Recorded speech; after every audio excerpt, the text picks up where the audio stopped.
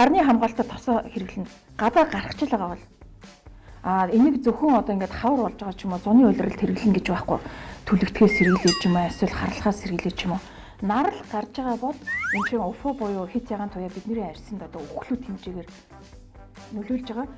Энэ тос маань нэг даваа тал нь би урд нь 15 нэмэх гэдэг ч юм уу 20 нэмэх 30 нэмэх гэж харж байхад энэ Nature Republic-ийн тос нь 50 нэмэхтэй ихэрч байна. Маш өндөр нарны хамгаалттай байсан байхгүй юу? За тэгээд өнөөдөр өдрийг бол сайхан өнгөрүүллээ.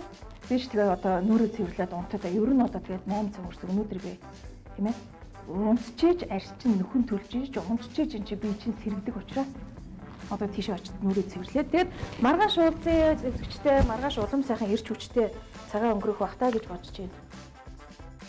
Баяртай.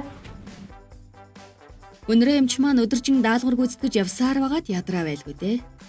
Харин өнөөрөө усан цэлэлтийн хичээлгүй учраас эртхэн Nature Republic-ийн гоо сайхныхаа бүтээгдэхүүнийг хэрэглээд арьс амраагаад тавтай сайхан нойрсорой.